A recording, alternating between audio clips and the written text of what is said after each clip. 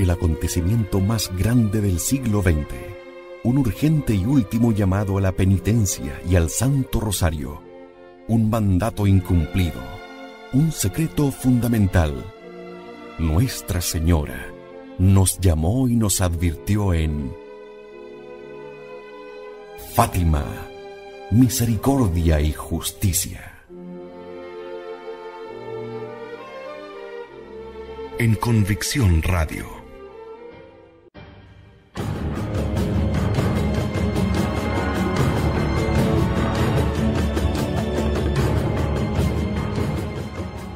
Rogando por el triunfo del Inmaculado Corazón de María, damos inicio a un nuevo capítulo de Fátima, misericordia y justicia.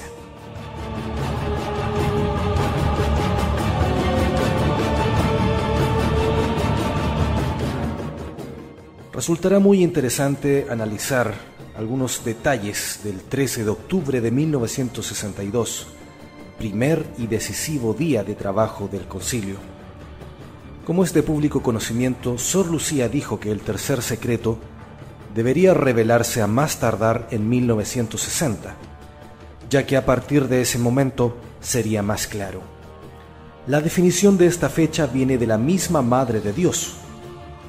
Esto respondieron claramente Sor Lucía y el obispo de Leiria al canónigo Casimir Bartas, quien los interrogó el 17 y 18 de octubre de 1946. ¿Qué acontecimientos importantes desde el punto de vista religioso tuvieron lugar en este lapso de tiempo? Evidentemente, el Concilio Vaticano II, y no se encuentra ningún otro acontecimiento de importancia comparable. El concilio dio a la Iglesia, al inicio de la década de los 60, un cuño completamente nuevo. Se inició recién en 1962, pero los preparativos comenzaron antes.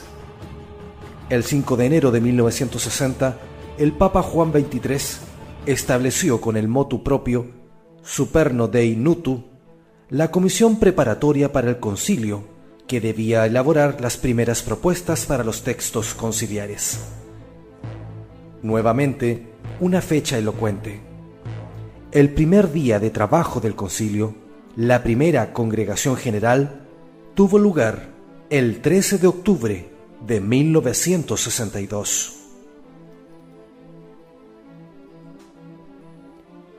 Esto, sin embargo, no fue planeado, ya que el comienzo oficial del concilio estaba fijado para el 11 de octubre con una misa papal de apertura, y ciertamente no se tenía la intención de celebrar un concilio en el espíritu de Fátima.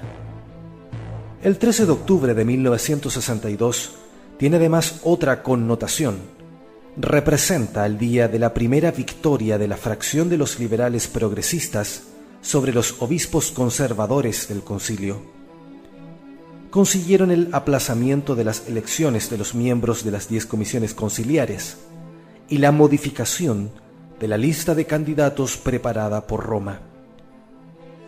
Todo en sentido de los intereses de los liberales. Esta modificación fue lograda por la intervención del cardenal Lienard, quien tomó la palabra sin haber sido autorizado para ello por parte de los moderadores. Era una especie de rebelión que luego fue apoyada por el cardenal Frings, quien intervino igualmente en ese momento, rompiendo el procedimiento oficial de la sesión. Inmediatamente después de esta primera y doble victoria, aparentemente todavía el 13 de octubre, se preparó la segunda victoria de los liberales. Reunidos los 10 presidentes del concilio, los cardenales liberales Frings, Lienard y Alfrink exigieron que el esquema preparado sobre la liturgia, que entre los distintos esquemas había resultado ser el más progresista, fuese tratado en primer lugar. Los textos de las 4 constituciones dogmáticas les parecían demasiado conservadores y tenían la esperanza de poder aún modificarlos sustancialmente. Así, el 13 de octubre tiene una importancia decisiva en la historia del concilio.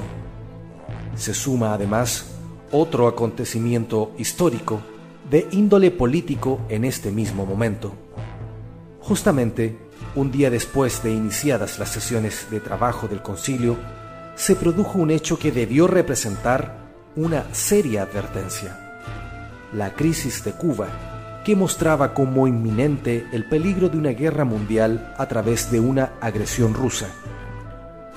La crisis cubana comenzó exactamente el 14 de octubre de 1962, cuando un avión norteamericano U-2 de reconocimiento detectó en Cuba misiles rusos que estaban apuntados hacia los Estados Unidos.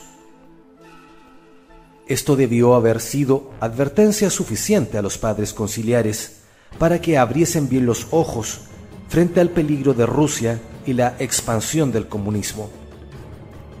Sin embargo, la ideología comunista, el más grave y funesto error que azotó al siglo XX, no sería condenada por el Concilio Vaticano II, y ello debido a razones de ecumenismo y diálogo. Esto tuvo graves consecuencias. No se condenó ningún error, y con ello quedó abierta la brecha para la infiltración de las progresistas ideas teológicas postconciliares, las cuales provocaron la crisis de fe por la que transitamos actualmente. Así, los días 13 y 14 de octubre de 1962, una doble amenaza se conjuga.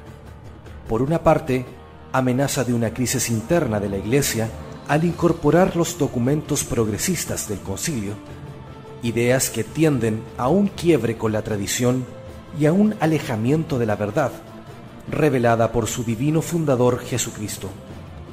Por otra parte, una crisis externa con la amenaza de una punitiva guerra mundial.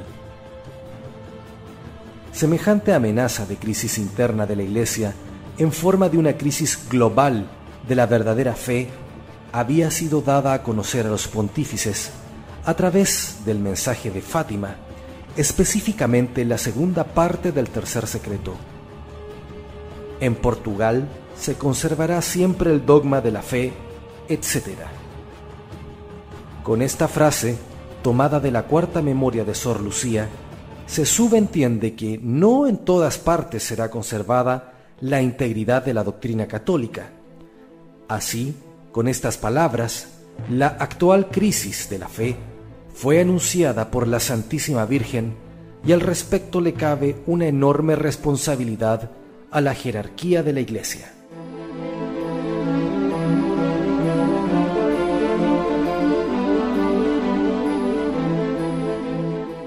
¿Podemos hablar entonces de una infiltración comunista?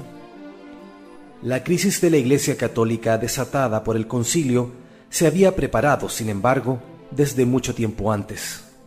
En lo que es conocido como el segundo secreto de Fátima, la Santísima Virgen había advertido: si se hace lo que yo os diré, muchas almas se salvarán. Rusia se convertirá y se tendrá la paz. Si no, ella propagará sus errores por el mundo, provocando guerras y persecuciones contra la Iglesia. Los buenos serán martirizados. El Santo Padre tendrá mucho que sufrir. Varias naciones serán aniquiladas. El Papa Pío XI había sido informado del pedido de consagración en los años 1930 y 1931, pero, como ya se ha mencionado, se negó a realizarla. Las funestas consecuencias de este rechazo no se hicieron esperar. En efecto, ya en tiempo de la Guerra Civil Española, se produjo una fuerte infiltración comunista en la Iglesia. Si el veneno comunista pudo penetrar hasta la jerarquía eclesiástica, es porque los papas desoyeron a la Madre de Dios. Al respecto, algunas citas del boletín de la Asociación Noel Pinot del año 74, comillas: pero lo que vino después fue aún peor. Durante estos años, Moscú comenzó a ordenar a todos los partidos comunistas del mundo que infiltraran los seminarios católicos. En Francia, esta infiltración comenzó en 1936, como lo atestigua Henri Barbé. En Le Figaro, famoso diario conservador, había una columna anticomunista que estaba firmada por XXX, y en la cual se publicaba aquello que en L'Humanité otro connotado diario, se callaba a los lectores. La mayoría de los artículos eran escritos por Henri Barbé, un convertido ex líder del aparato comunista internacional. Uno de estos artículos daba información acerca de la política del partido, que databa de 1936 y que consistía en que jóvenes militantes comunistas entraran a los seminarios sacerdotales.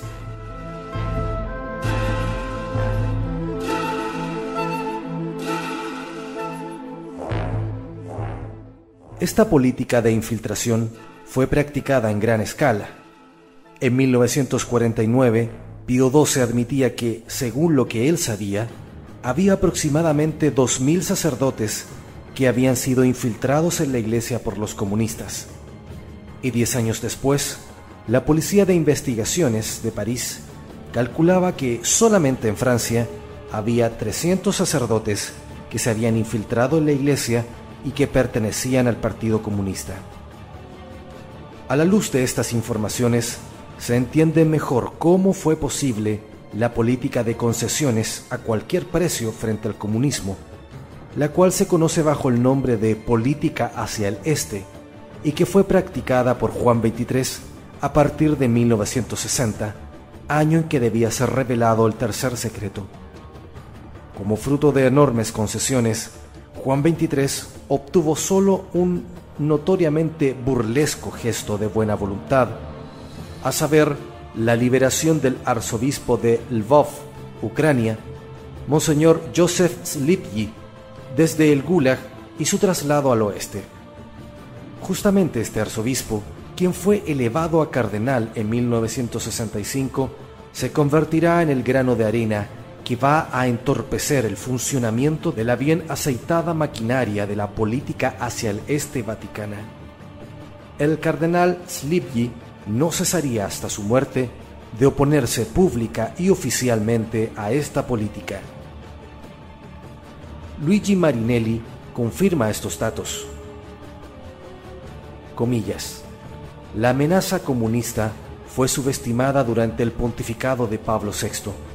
Lenin era partidario de que un secretario del Partido Comunista, en un Estado católico, si se daba el caso, debía incluso tomar el hábito franciscano para cumplir su misión. En el año 1935, los servicios secretos informaron que aproximadamente 1000 estudiantes comunistas se habían introducido en los seminarios y noviciados de Europa Occidental, donde fingían llevar una vida religiosa y se preparaban para ser sacerdotes. El partido pretendía ubicarlos posteriormente en los centros vitales de la Iglesia.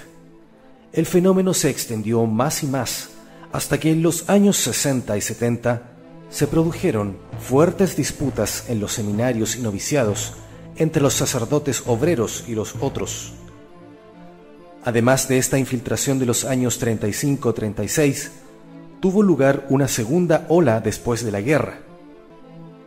Si la Iglesia se encuentra en una situación como la de hoy, es entonces debido a la penetración en ella de los poderes, o más bien de los enemigos, que también actúan en la sociedad. Masones, comunistas, progresistas. La OTAN preparó en 1974 un informe secreto en el cual estima que la fuerza secreta de la KGB, que ha penetrado en la Iglesia, es decir, en la jerarquía de la Iglesia, asciende a 3000 individuos. 3000 agentes en la jerarquía de la Iglesia.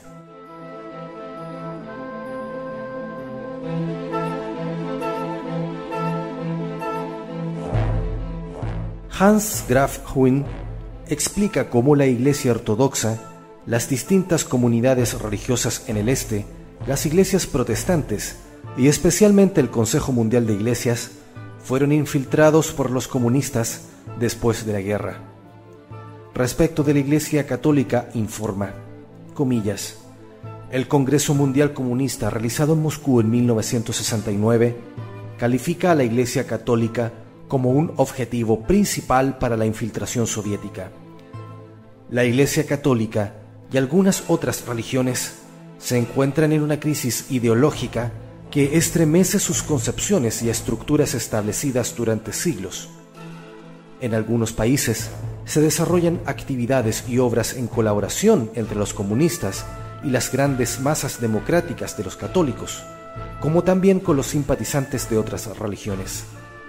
Su diálogo acerca de problemas tales como guerra y paz, capitalismo y socialismo, neocolonialismo y países en desarrollo ha alcanzado gran actualidad.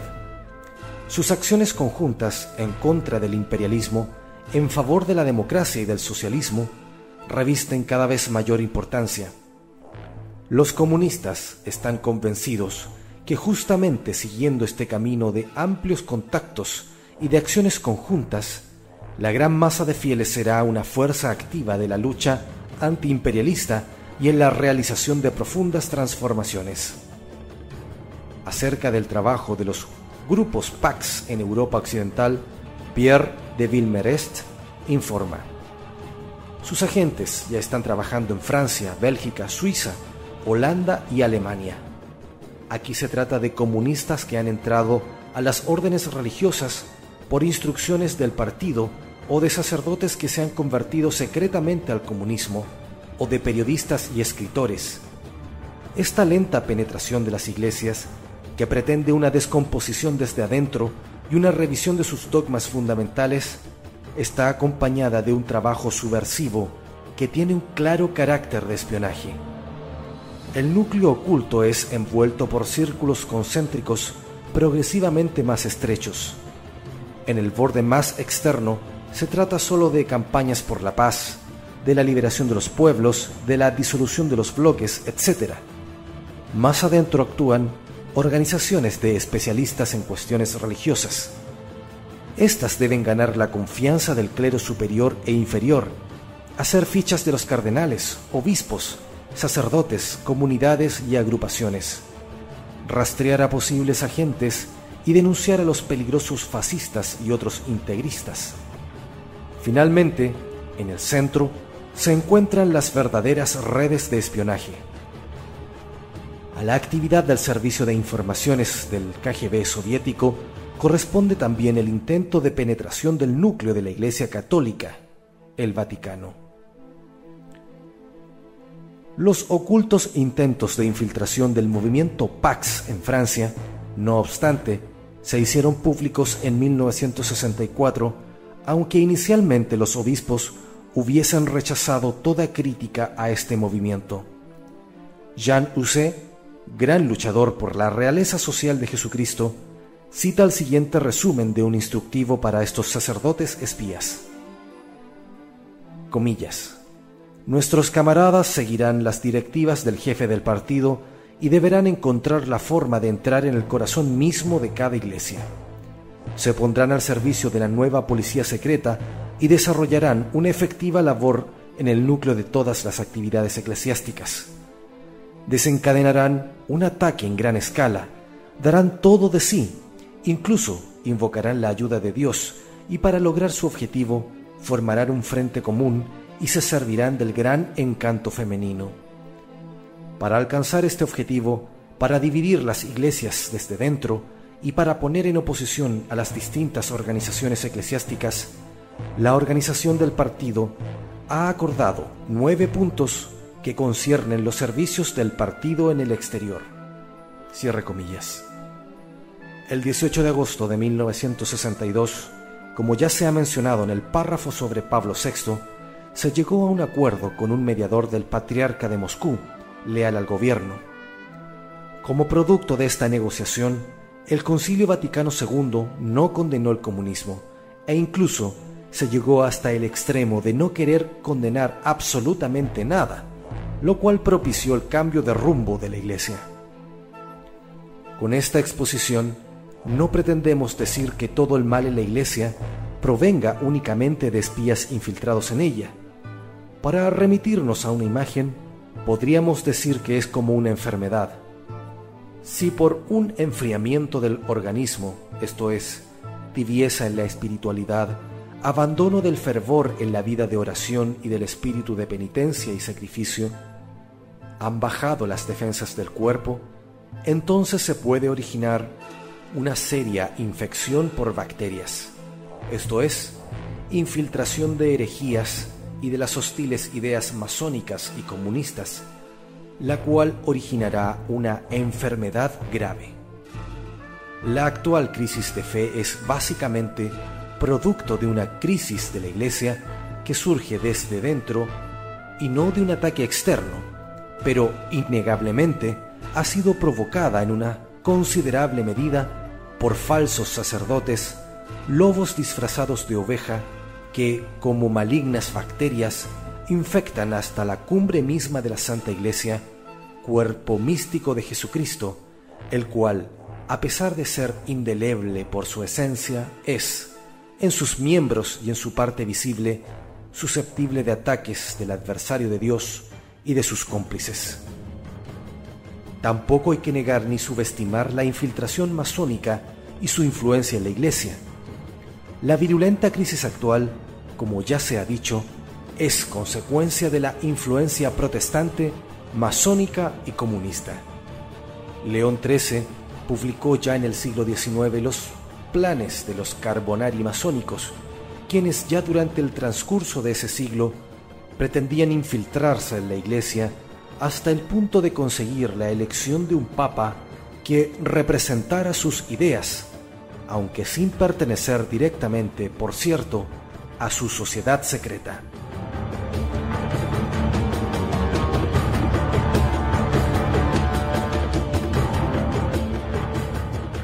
Podríamos afirmar que la infiltración hoy tal vez ni siquiera es necesaria desde un punto de vista operativo. La infiltración doctrinal, la confusión doctrinal, más bien dicho, que reina hoy en día entre muchísimos sacerdotes y obispos de la Santa Iglesia, dan cuenta de que esa infiltración ya dio sus frutos de largo plazo. Muchos sacerdotes que piensan ya no como católicos, sino como hombres del siglo, adaptados a las ideas políticas, a las visiones religiosas antropocentristas de nuestra época, en el mejor de los casos, o incluso ya siendo abiertamente apóstatas, renegando de los aspectos más básicos de nuestra fe.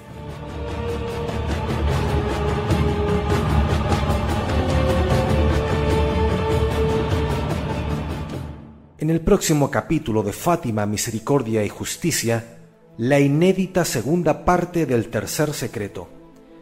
Que la Virgen Santísima nos ampare y, elevando plegarias al cielo, pedimos que el Inmaculado Corazón de María triunfe y que su santidad el Papa realice la consagración de Rusia según lo pidió el cielo.